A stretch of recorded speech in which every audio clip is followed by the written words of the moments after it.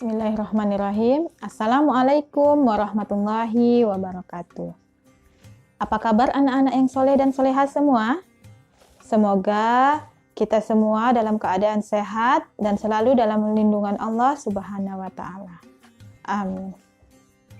Untuk menambah keberkahan majelis ilmu kita kali ini, marilah kita buka dengan sama-sama melafazkan basmalah. Bismillahirrahmanirrahim. Dilanjutkan dengan doa sebelum belajar. Rabbishrahli sadri wa yassirli amri wahlul 'uqdatam min lisani yafqahu qawli. Rabbi zidni ilma warzuqni fahma birahmatika ya arhamar rahimin. Amin.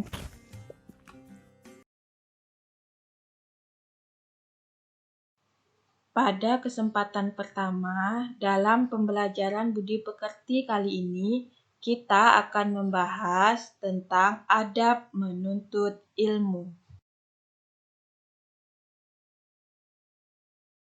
Yang pertama, adab duduk. Beberapa adab duduk dalam menuntut ilmu yaitu 1. Tidak membentangkan kaki. Yang dimaksud dengan membentangkan kaki adalah berselunjur kaki ketika kita duduk lesehan.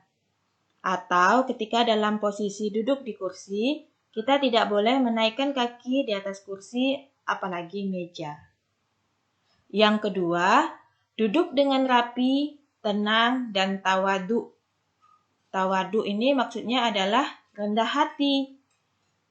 Tidak boleh ada perasaan sombong ketika kita duduk dalam majelis ilmu. Yang ketiga, memperhatikan guru yang sedang berbicara.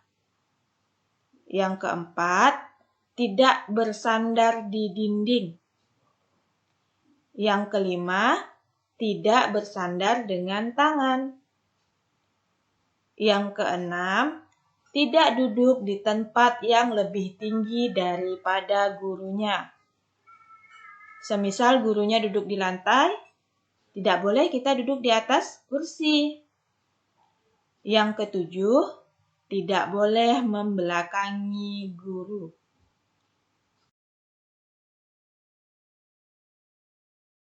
Yang kedua, adab berbicara.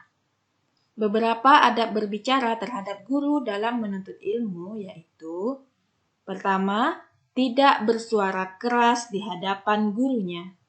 Yang kedua, tidak boleh tertawa keras. Yang ketiga, tidak memotong pembicaraan guru. Selanjutnya, yang keempat, tidak berbicara saat guru sedang berbicara. Sebaiknya ketika guru berbicara, kita mendengarkan. Adapun adab lain terhadap seorang guru yang perlu dilakukan dalam menuntut ilmu yaitu: yang pertama, seorang murid tidak berjalan di depan gurunya. Misal kita sedang berada di jalan yang sama dengan gurunya, contohnya di koridor sekolah. Usahakan untuk tetap berjalan di belakang gurunya, jangan mendahului gurunya. Atau contoh lain, misalnya gurunya sedang duduk, usahakan untuk tidak melintas di depan gurunya yang sedang duduk. Cari jalan di belakang gurunya, atau kalau memang tidak ada jalan di belakang gurunya, memang terpaksa harus lewat di depan gurunya, maka bungkukkan badan dan ucapkan permisi. Yang kedua, tidak duduk di tempat gurunya. Jadi, tempat duduk guru tidak boleh didudukin, walaupun gurunya sedang tidak ada di dalam kelas. Yang ketiga, tidak memulai berbicara kepada guru kecuali dengan izinnya. Yang keempat, seorang murid harus menjauhi hal-hal yang menyebabkan guru marah. Harus mematuhi perintahnya selama tidak bertentangan dengan agama. Yang kelima, termasuk menghormati guru adalah dengan menghormati juga putra-putri guru dan sanak kerabatnya. Selanjutnya, yang keenam, jangan menyakiti hati seorang guru, karena ilmu yang diperoleh, ilmu yang dipelajari akan menjadi tidak berkah.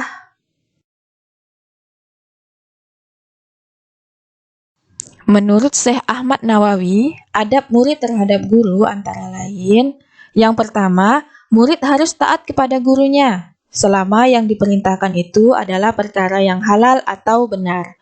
Yang kedua, murid harus menghormati guru. Yang ketiga, mengucapkan salam ketika bertemu dengan guru.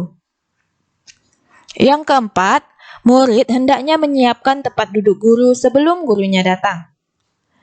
Yang kelima, murid harus memperhatikan penjelasan guru. Jangan ngobrol sendiri ketika guru menjelaskan pembelajaran di depan kelas.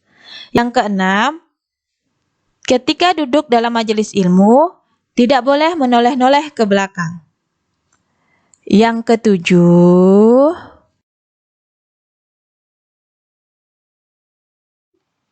murid harus memperhatikan penjelasan guru dan mencatatnya untuk mengikat ilmu agar tidak mudah hilang. Terakhir, yang kedelapan, murid harus senantiasa berprasangka baik terhadap gurunya. Anak-anak sekalian, semua ini penting untuk diketahui dan dilaksanakan oleh seorang murid. Karena jika seorang murid menghormati guru, maka dalam menuntut ilmu ia akan diberi kemudahan untuk memahami berbagai macam ilmu pengetahuan yang ada. Dan ilmu yang diperoleh menjadi bermanfaat. Demikian pembelajaran kita kali ini. Kita tutup dengan sama-sama melafazkan hamdalah, alhamdulillahirabbil alamin. Disempurnakan dengan doa setelah belajar. Allahumma arinal haqqo haqqan warzuqna ittiba'ah wa arinal batila batilan warzuqna ijtinabah. Amin. Atas kesalahan dan kekurangan Ibu mohon dimaafkan. Assalamualaikum warahmatullahi wabarakatuh.